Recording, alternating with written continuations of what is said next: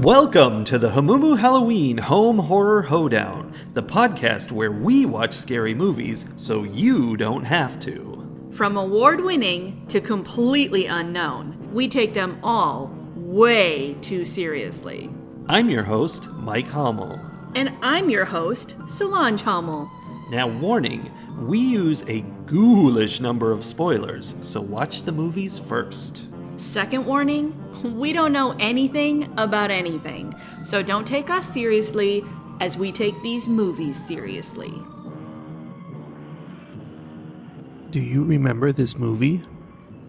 Of course I do.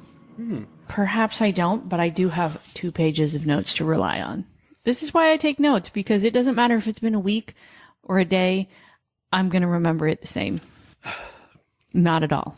Okay, here's the thing though. Let's play this game without looking at your notes. I did already look at my notes enough to remember what the movie is called. Okay, let's each, starting with you of course, discuss something we actually still remember about this movie a week after we saw it. I remember that there were a lot of people who showed up at this hospital and characters kept arriving in this movie long past the time when characters should be arriving in the movie. I think it was just 2 characters, but yeah. I remember that, I'm going to say Chris fell down a staircase because there were no railings on the entire staircase. Yeah, and it was multiple stories. It was like one of those, apartment building staircases where you look down and it's like a weird rectangular spiral thing, but with no railings. None. Although, technically, the reason he fell down the stairs is because someone pushed him. Yeah, but still, it was creepy. The lack of railings was upsetting. Yes, it was.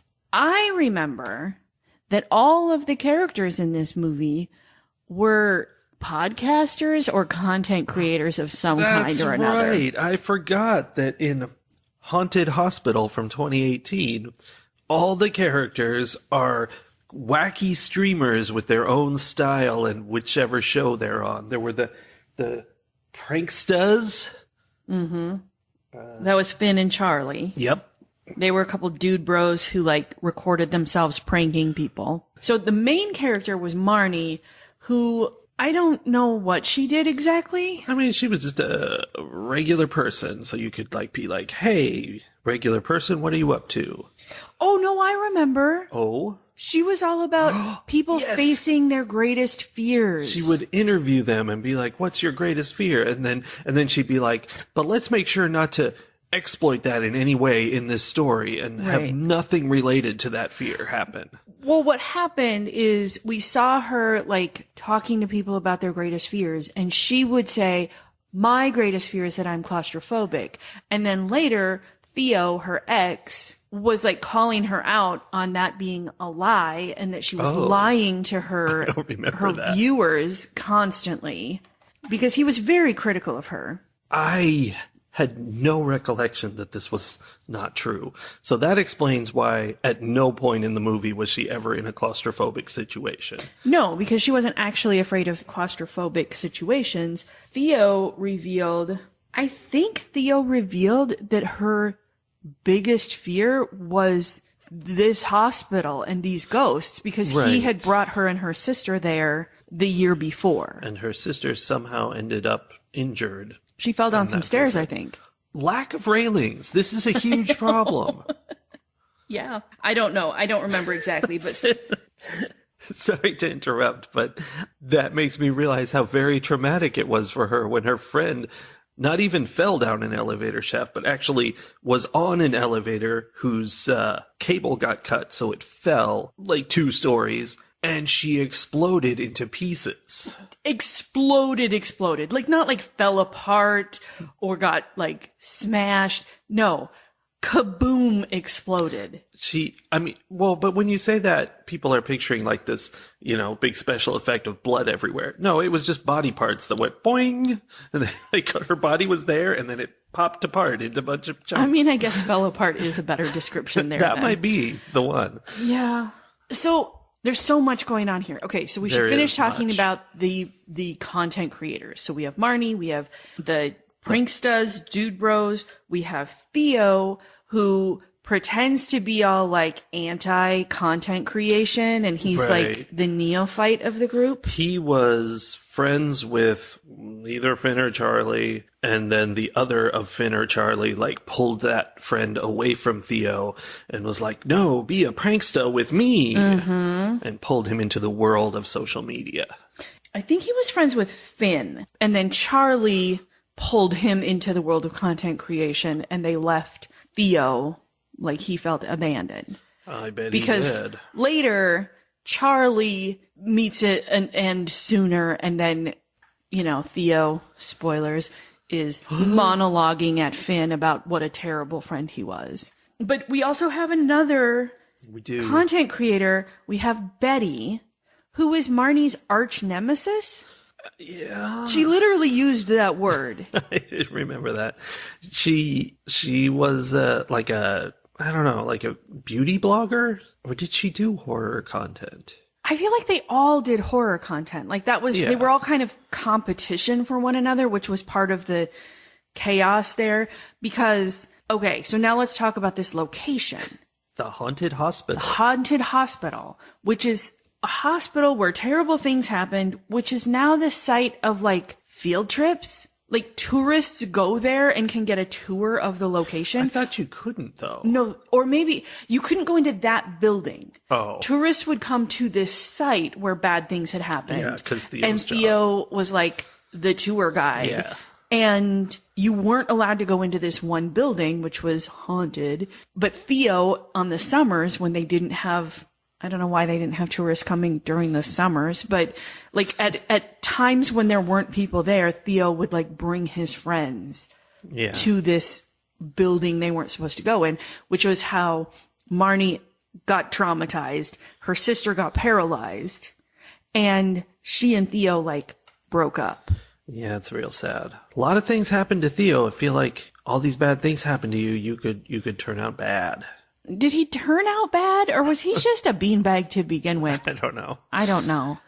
But the thing that Marnie is afraid of is that when they went a year ago, they meet this ghost of this woman who was tortured in this hospital. And Marnie is like kind of obsessed with the idea of needing to tell this woman's story, Which she should be. Well, because according to her, this ghost woman has that as kind of her thing. She needs her story to be told. Yes. According to Marnie. Well, and we do see that come out. Like the whole thing ends up being that this ghost woman is controlling all of these people trying to get her story told. My theory, but we don't really have evidence. There's just one glowing eyeball moment at the very end. Well, I mean, I think it is building up to that. I mean, I think we see evidence of people behaving in kind of obsessive ways and being controlled. And this ghost woman is definitely doing things to drive the behavior of the group in a certain way. And she seems to be very controlling of Theo, which makes sense because he's the one who has gone in there repeatedly Right. and maybe is forcing him to bring people in. I don't know. Could be. I do think that's where that was going, but it ended up being kind of a toxic, parasitic relationship in the sense that she's controlling these characters, but she keeps killing them. And I'm like, how are you going to get your story out if you keep murdering the people who Well, might put your Sully, content out into the world? There's an easy solution to that. If they leave footage behind, someone can find the footage and edit it into a movie for us. The found footage solution. Indeed. That's my favorite solution to everything. It is. And also, the footage in question is in German, but we were unable to watch it in the original language. We could only view it dubbed for some reason, and dubbed found footage I find problematic. I mean, there are very rare dubbings that are not problematic. true. Like somehow the dubbed versions never have the right emotiveness and the right, like the emotions just don't hit right. And that's pretty bad when you're watching found footage, which mostly consists of people running through the dark screaming. Yes. And in the dubbed version, they're just like, this is terrifying. Right. So we also need to mention there were two other characters Chris, who is yet another content creator who wasn't really invited by the group. Like nobody knew he was there, but someone, I think Theo, invited him to come to freak everybody out. I think it was Finn and or Charlie, because it was part of their prank staying. Oh, so they invited Chris.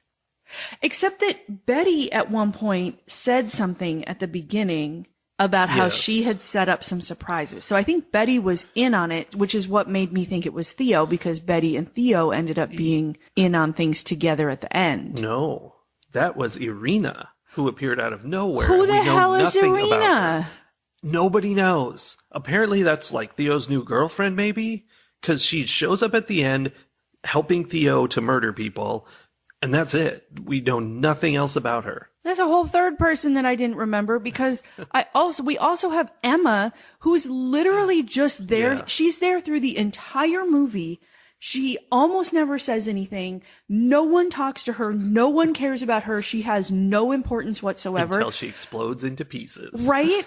And I mean, they do, like, occasionally they order her to, like, move things from one room to the other or fix the lighting or whatever. Like, she's there as, like, a gopher for somebody. I think Marnie confides in her. Maybe. It was super weird. And it took me about half the movie to realize that there was a third girl there. Yeah. Because I'm like, is that Marnie? Is that Betty? Who is that? And then I suddenly realized that it was neither of them. There was another person. There are 3 women in this shot. Yes. There were 3 men and 3 women until Chris popped into this situation. And he really just like popped in for a boo, startled you cameo. And then they were like, now you can leave. His whole plan was that there was going to be a doll on the table. And I think he was like around the corner making a voice for it. And then he popped out and was like, ah. And that was it. Right. And the girls were mad. And then everybody was like, okay, you can go now. And he's like wandering off into the dark on his own. And that's the point where Ghost Girl, or as I called her in my notes, the bloody lady in the bathtub, pushed him down the railless stairs. And it turns out the bloody lady in the bathtub was Irina.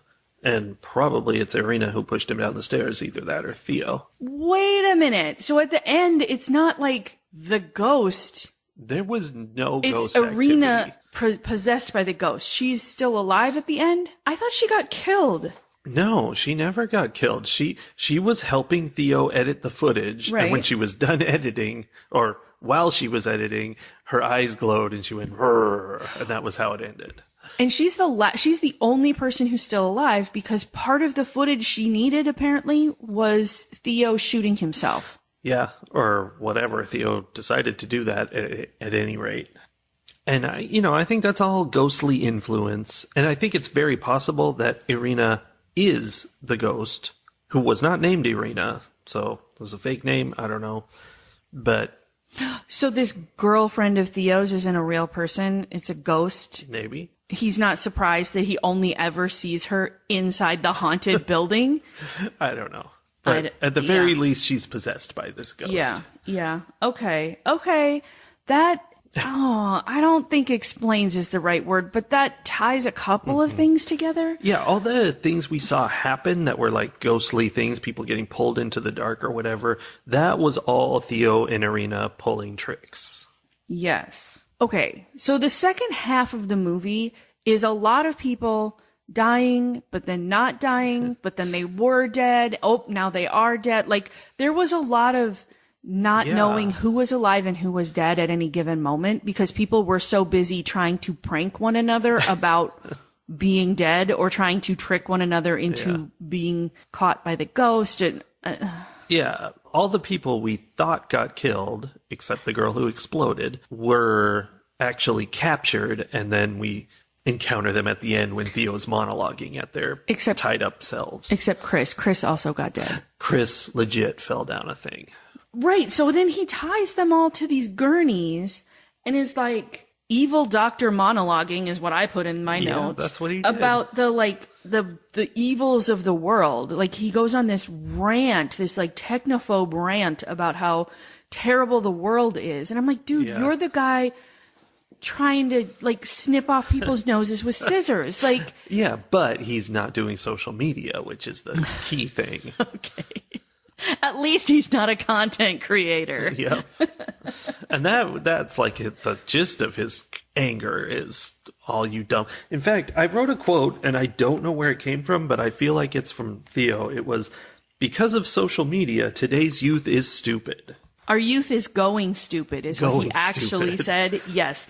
That was kind of earlier on. He was ranting about how much he hated the pranksters and really, like, he says it's because of technology and how they're impacting the youth, but really he's just jealous because Finn is being Charlie's friend and not his. Exactly. But then he gets them tied down to the gurney, and so Betty is so arrogant about how she looks and being popular that he snips off her nose. He cuts off her nose to spite her face, specifically. And then Charlie is all like arrogant about how he sounds or like the things that he says or how he can impact people or something. And so he does something to Charlie's vocal cords. Yeah. And then he's like mad at Finn for abandoning him. So he decides he's going to take out Finn's heart. But he gets interrupted. He starts cutting him and then discovers that Marnie is outside seeing it all happen because they thought they had trapped her, but she escaped. So I have a note that says Marnie didn't escape. She just played a prank, but I don't remember what I meant by prank. I'm not sure either. Like, it's something about how she comes back and Yeah. She makes it look like she ran out of the building and got away, but actually she's still in the building. Oh, right. Because the premise of how they all got to be there was the idea of this competition. Like, they were all going to stay the night in this haunted building, and whoever left first was the loser. And they all had flares so they could say, I give up, and light their flare. Right. Which seems backwards to me. Like, if you're having a competition and you have to rely on the loser to announce that they are the loser in order to know that they lost, I feel like that's not... Yeah. There's too much potential for people to not do what they're supposed to do there. Especially with these people. But the punishment for the loser would be to eat whatever the internet decides for a whole month, which sounds like a terrible plan. Yeah. Even if it was something decent, that would be bad, but it's gonna be like worms, and you would die. That's not good. So right from the beginning, I knew Theo was off, and like there was a reason why people didn't want to hang around with him, because he gets there and he immediately starts telling them all the rules. Yes. He's way too serious, and he's just not interested in any tomfoolery. So rule number 1 is that everyone has to give me something. They all thought that meant they had to give him their cell phones, which they kind of did, but kind of didn't. I don't know. But what he meant was at the end, he was like, ha, not your cell phones. I meant your nose and your vocal cords and your heart. Yes. Mwah. Taking your organs. Rule number 2 was respect the place, which was something none of them did. No. Rule number 3 was no internet. So, like, they weren't allowed to be live streaming what was going on. They had to wait until afterwards to share it. Just record it. Which I don't think there was any internet for them to use You would assume. in the first place. Like, why would there be internet in this abandoned building? Plus, he took their phones away, but if he took their phones away, how were they filming anything? Right? So they all thought it was their phones, but then they never gave him their phones. And I don't know if they just thought they were being clever or what, but I don't know. And then rule number 4 was be inconspicuous, which was, again, not even something they tried to do. No. Back to the idea that they were filming this. Obviously, it's found footage, so everything's being shot by one of the characters. But it's not. There were scenes in this movie that weren't shot by some of the characters. They had somebody filming. Like, there'd be somebody alone trapped in somewhere, and there's someone filming them. Maybe that was Irina being sneaky. Yeah. Yes. Okay, I feel better about that, because then it looks like it's a bad thing, but then at the end, the twist, haha, that's pretty good. Okay, but okay. Really? Like, that's the twist you want to have, is that through most of the movie, people think you're just bad at making a found footage film. And then at the end, you're like, haha, surprise, there's a character you didn't know about who was actually filming. So we're not bad at it at all. Yeah. That's That bad makes sense. filmmaking. Yeah. Because they had a lot of like cameras they had set up in weird spots, like filming through a hole in the wall and stuff. So they used those too. But yeah, I guess it's not great to be like, haha, we're actually not as bad as you think. I don't know. Yeah, I mean, I almost feel like it would have been better for us to know. I don't know, maybe not. Would it have been better for us to know that that someone at least had like set up cameras and things? I mean, aside from Betty, because they did hint at it in Betty saying like, "Oh, I set up surprises," but then Yeah. like they all set up surprises. How were they all setting up surprises at the same time? Don't know. How- And there were hardly At any no surprises, point though. was Betty there setting up a surprise and bumped into Theo and is like, "Wait, let's just pretend we didn't see each other here." Yeah. Like, Yeah. While Theo's holding like a bloody hatchet. He's like, yeah, my joke is over here. Sorry. and has a whole human being that no one's ever met with him. Yeah. Yeah, it was weird. Or maybe Ghost. There were some flaws, I think, to the setup of this. Could be. Speaking of setting up surprises, one of the surprises, which I feel like was just played by the hospital itself, was that there were holes in the floor in some places, and Betty falls through one of the holes in the floor, and she's down in this hole, and she's like, "Oh, I broke my ankle," and one of the boys was up there, and he's like, "Oh no, you're down there, and it's pretty far down. Can you jump?" Like, no, She can't even broke her stand ankle. up. Also, then he like tries to somehow help her out as if she's a raccoon in a dumpster and like holds the tripod down toward her and then Yeah. it drops it on her broken leg. Oh yeah, I forgot that. That was good. That was a prank. These guys were all deeply inept and I did not feel bad about any of them dying. Today's youth are going stupid. We know that. Indeed.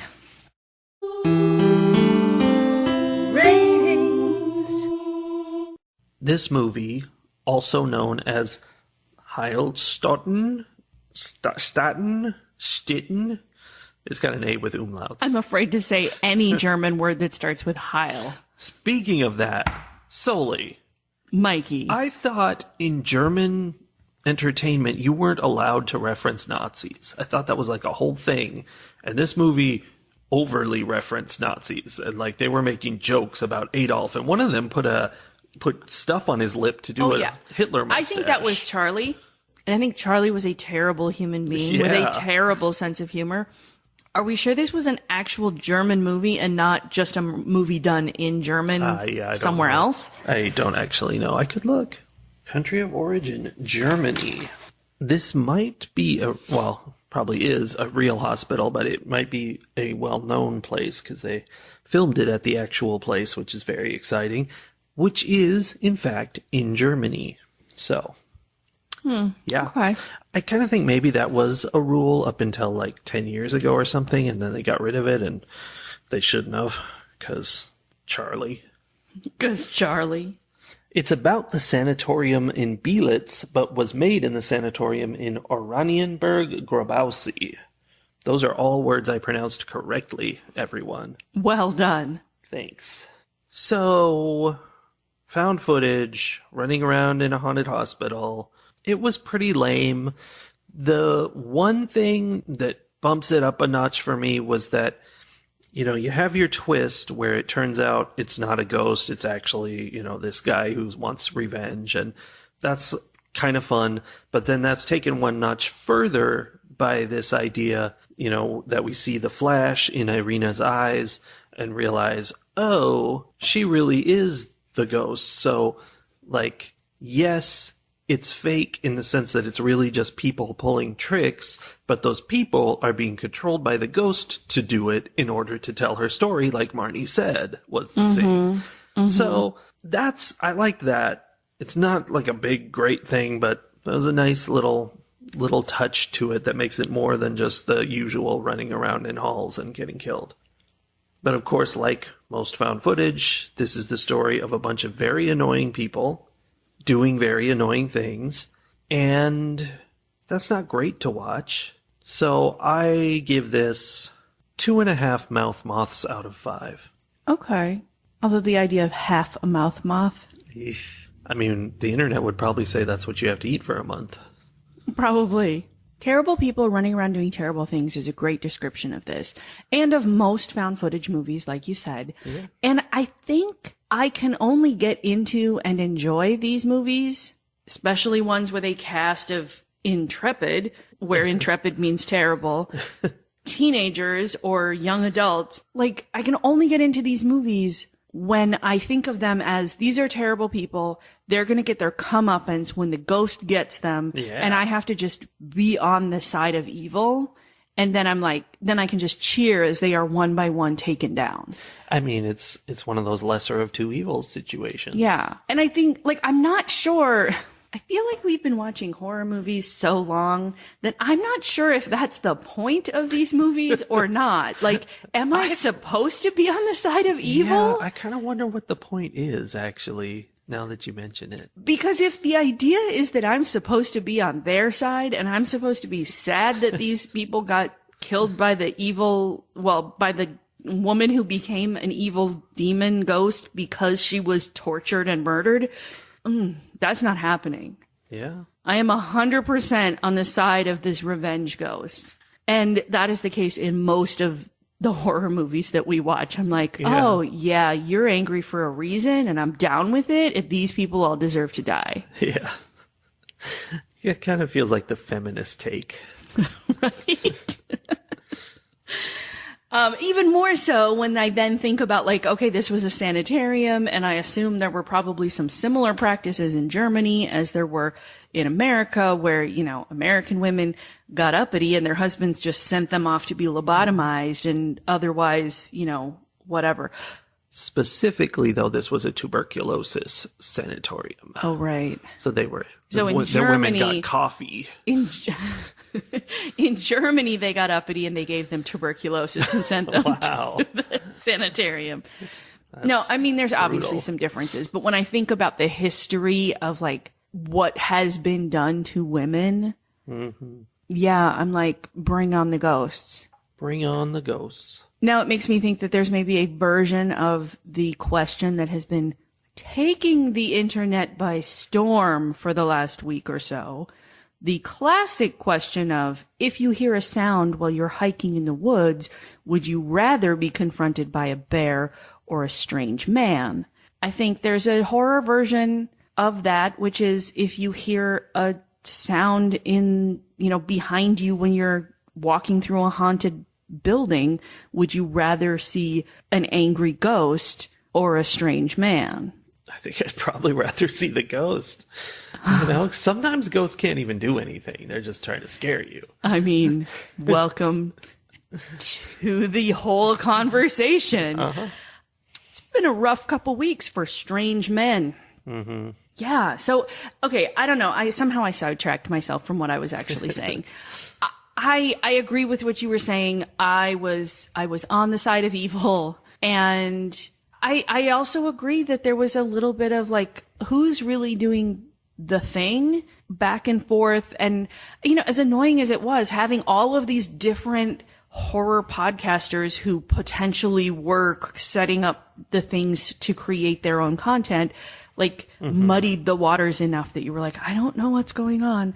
And then to have it be the reveal that it was none of them, it was actually the ghost, that was kind of fun and unique. I'm down with it. Okay. So for all of those reasons, I am going to give this movie 3 mouth moths. Okay. It's not like, this is not going to go into the vault for the post-apocalyptic world, because this movie must be contained and maintained. It must be contained. Maintained for, you know, posterity's sake. But it also, you know, was fine. It was not a waste of, I don't regret watching it. Which is really often I think. The real deciding factor of whether something gets above or below or at a 3. Yeah. So. All right. I guess we'll see if we regret our next movie shortly. Catch you all next week. Bye. Bye.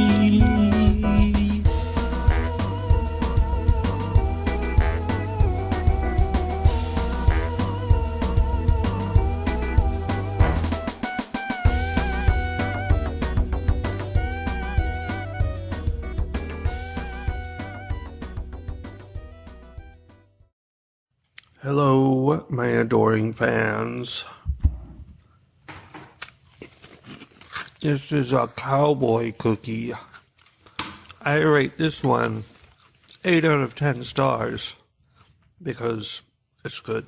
Are you transitioning our horror podcast over to an ASMR cookie review podcast? Why do you insist on saying ASMR? It's just cookie review. Because you insist on chewing into the microphone. I have to eat the cookie. Also because you started out by going ASMR, ASMR, ASMR. That was long before I was recording.